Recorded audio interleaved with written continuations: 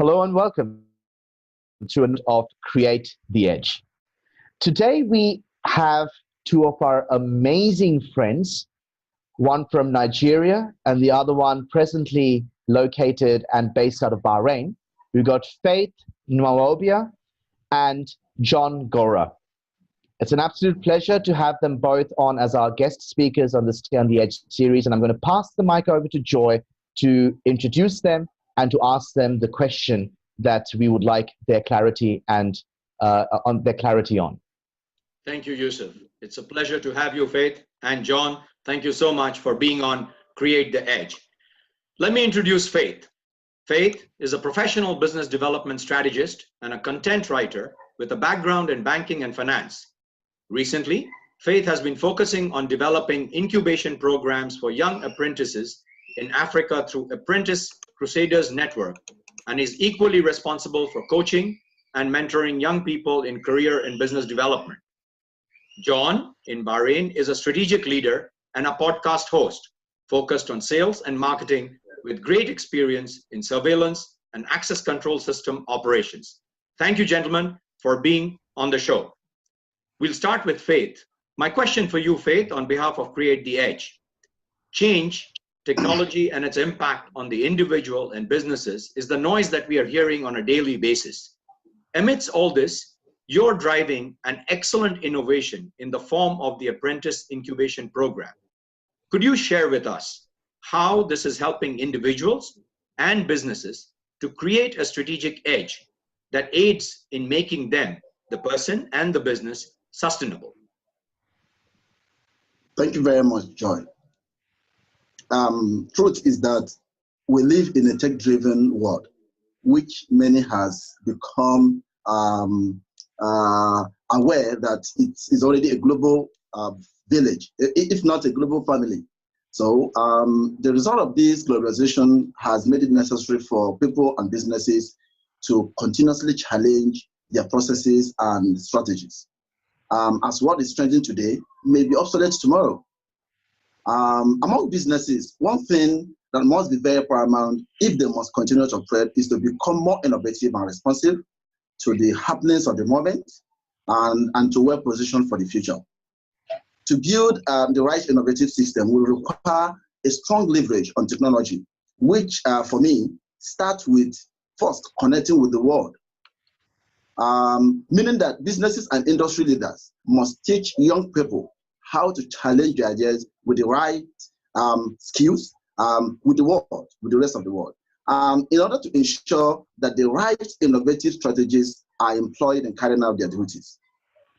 When there are efficient, innovative processes among people, it promotes originality, which in turn creates opportunities for value creation in business and personal development. Now, with the recent global unemployment issues, what we should desire would be a group of people who are more self-reliant in approach, willing to develop new systems and processes from ground up, rather than people who are overdependent on already created systems.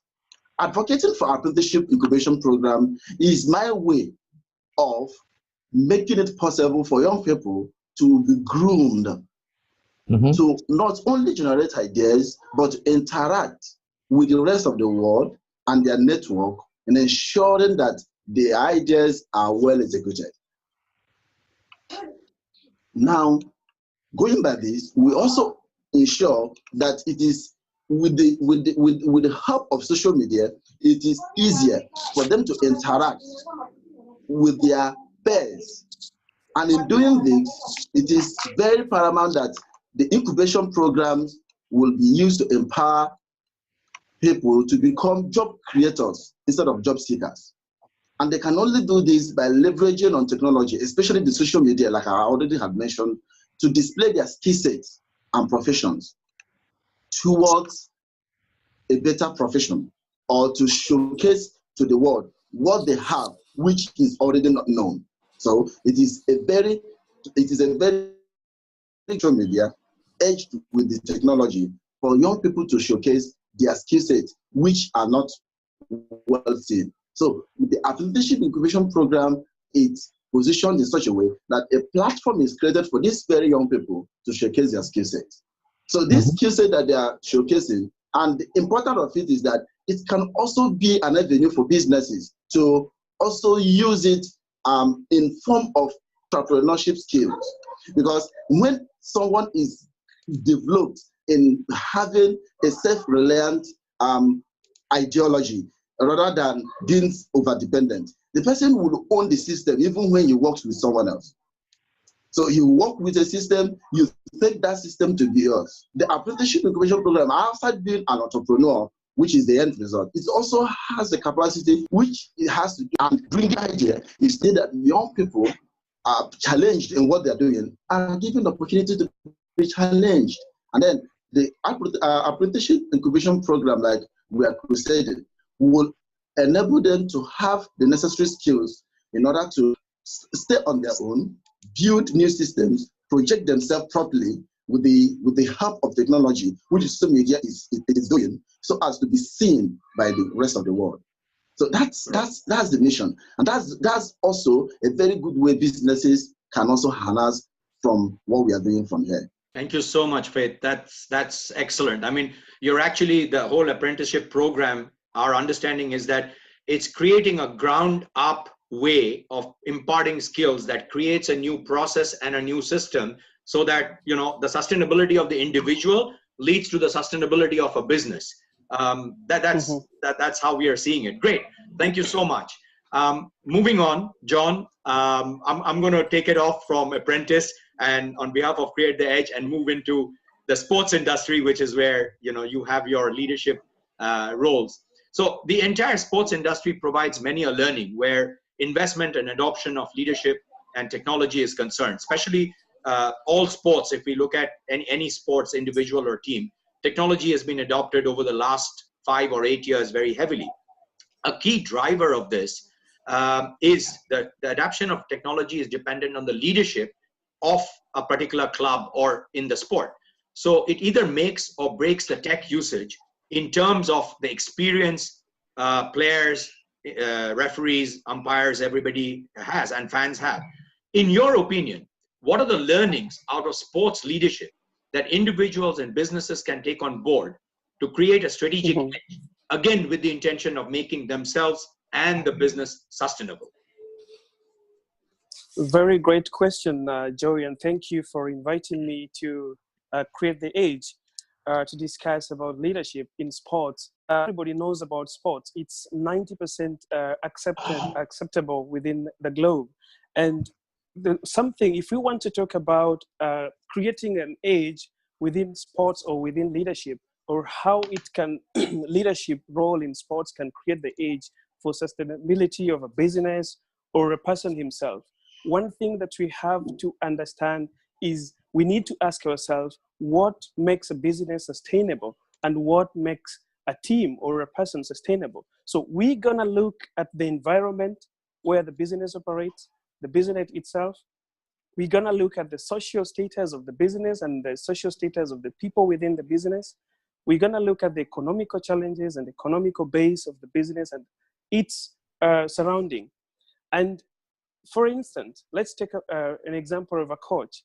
A coach is given opportunity to create, to train and define and execute plans and strategies. Strategies are made either by the board that he represents or himself. He has to give strategies and plans that he's going to use to make that team sustainable within the environment that it operates in. So what the coach has to do, the coach has to build a teamwork. He has to build a smooth communication. He has to build formation, strategy, plans, or patterns of play. And all of these help us to get a way or get a method on how we can sustain the team, the business, or whatsoever. Because, you know, in a business, what we need is a teamwork. As a leader, you must make sure that your team can work together. They are working as a family. They are working as a group. Because if you are a leader and you separate yourself from a team, you can never reach the goals. And a coach when you are in sports as a coach, you need to get a buy-in of your players. And for you to get that buy-in, you must operate as a team. Mm-hmm. You must always communicate properly. There is communication. You know, communication is not all about language. Communication is all about how things operate within a business. So when the ball is rolling in the field, that's communication. How is the ball moving from one leg to another? That's communication. How are you going to score the ball? You know, we don't just score. You know, somebody would see someone shooting the ball from half field and scoring, and then he was like, oh, he just gazed. It's made. That ball came from a goalkeeper to a defender to the midfield, and then somebody shoots it from half field. It means there was a communication too. That goes as well into business, as in how do you communicate in business? How do you move? For example, you are producing a cake. How will that cake be moved from a flour into something that people will consume, the deliverable? It needs communication from one step into the other. And that's what a leadership in sports creates. It creates a flow chart of communications. It creates a flow chart of how the team works together, united. And at the same time, without technology, we can never ever create that kind of movements and flows, because we need to show the people. For us also to watch from outside, we need technologies. We need to glue into a screen to watch. We need technologies like, for example, to roll the ball. You know, football, when it started, for example, let's take, for example, football. There was, if you follow the history of football, it started from a certain ball, a heavy one. And it has been invented on a daily basis. And today we have a very light ball, which is not big, is not heavy, but it can be used. So that's technology as well. And it's because of leadership in sports that has inspired, has created a kind of a mind that is innovative to see that a goal that we have, we are not just talking about today, but we are focusing on the future. What are we going to have best? Then, in terms of self-restraint, a leader must train its team to be disciplined. And in any business situation, format, or environment, if discipline lacks within that business, then you are dead. You can have the best quality of products in the world or in that environment. But once you lack self-restraint, there's no discipline within that business, then it tells that you can do nothing. Take, for example, in sports, a disciplined players, the players who are working so hard, who are good, for example, who are doing good in sports industry, are disciplined. There are so many good players who lacked discipline and they were good, but they're nowhere to be seen today. So as a leader, you have to get to discipline your players. You have to impact some kind of disciplinary measures, which will impact the players, and not only the players, will impact the strategic plans for the team, for the whole team, and the whole environment and the community, the society which the teams works in. And all these are done through the formation of patterns. The formation of the patterns are the technologies that we use. For example, I will give you one that maybe most of us don't know, but some know. When a football match is to begin, there is always what we call, what is the formation of the team? There's 4-4-3, there's 4-2, 3-2, or maybe there's 4-5-1. You know, those are formations of a team for you to play and reach your goals or succeed or maybe win a match. So these things are not just from mind. It's technology that trolls. You know, when you go to the boards to show them how it will work, you have to create a pattern, you have to create a formation, you have to create a plan with your players and move them from one step to other by maybe showing, maybe even a box. You'll be moving a box on a board. You tell them this ball, when it comes from here, it has to go here. And the midfielders need to keep stuck. We are going to attack. When we are attacking the defenders, we have the right and the right fullback and left fullback has to attack. We will attack together. And when we are coming back, we have to come back and midfielders have to stay put. These all needs technology and they need good leadership. And in a daily basis, when we are talking about leadership, as Yusuf would tell you, you have to create change. You have to create disruption. And you have to know that you must innovate through those through the patterns that you're creating. So if there is no change, there is no disruption, and there is no innovation within the team, then we are nowhere to be seen. But sports creates change. It creates change not only to the team, but also to the fans. It creates disruption by seeing what happened from the previous match and changing it and innovating new ways on how you'll handle the next match. And, you know, a football or a basketball or a volleyball are played in leagues. So a win today doesn't mean that we stop there. We strategically plan for 20 or 30 games, innovating on a daily basis as you play every match. So that in sports can help to create age or create the age for a strategic way or terms in terms of seeing a business situation and seeing life as it comes within our environment, guys. Beautiful, beautiful. John, I love the explanation he given in terms of the connection between leadership and technology. And I think sports is the biggest example we can have going into create edge that we are at Create the Edge we're trying to do. Because what is happening here is discipline, perseverance, communication. There are three key takeaways I'm having from what you've just shared. Along with that, the whole bit that every day is a new day. You look at 30, 40 matches together, but when you start the league at day one, it's not how you perform in day one is going to result in your day 100, you know? So every day is change. And this is a learning that businesses can take and go forward in terms of why continuous change is required. Thank you so much. Okay, so thank you once again, gentlemen, for your time and your amazing insights. John and Faith, really appreciate them. And would like to actually ask you both the next segment of questions. Tell us a little bit about yourself, what we, as your friends, as your LinkedIn family, would never be able to guess about you. Starting with John. That's literally a technical question on its own, but it's also a beautiful question to ask. And, you know, listeners are always out there to listen to that shocker or listen to that thing that is new in their Yes. eyes and in their ears. And, you know, in life, we have got a lot of things that will not be shared generally, or maybe we've never shared with people, but they are not shockers in somehow. They're just things that are in us, but we've never shared with them, with everyone. So one of the things that I would like to share that most of you don't know, and it will come as a shocker, is like, I'm a father of a very beautiful lady who is turning 4 years this coming in November. So that's the beautiful thing that I've never shared with anyone on LinkedIn. And That's everyone fantastic. needs to know that. Yes. That is beautiful, John. Absolutely fantastic. I mean, me being a father of 3 children as well, and also a beautiful girl who will be turning 4 this year as well. So that's another commonality that we both have as well, John. So awesome. I mean, we wish her the very best. Blessings and good wishes to you and your family, John.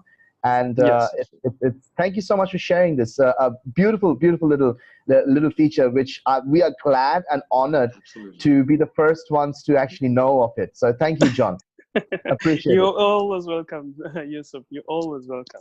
Thank you. Faith, tell us a bit about yourself. I know that you have a lovely family and a beautiful wife and daughter. So please tell us a little bit about yourself regarding what we would have never otherwise guessed about you. Okay, thank you, Yusuf, for that. Like you said, you already know I have a very beautiful family, so that wouldn't be a surprise anymore. So I'm not going to shock you with a different thing. I'm a preacher. I'm a preacher of the gospel of the Lord Jesus Christ. I'm a Christian, so I go about evangelizing. So that's one of the things I do on a regular basis. So one of the things I enjoy doing is to see that I change life in doing so. So I make friends. That's why I make friends easily. No matter who is who. I don't segregate. I don't discriminate.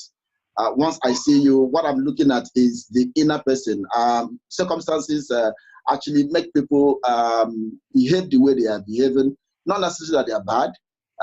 if they are given the right words, they would turn to have a new lead. So I give people that chance. And in my gospel, in my evangelical work, I normally encourage young people to turn a new leaf and also bring them closer to God, to their Maker. Because at the end of the day, we all die, and I believe in life after death. So I normally would want to encourage people to have a good story that they want to be repeated when they live here.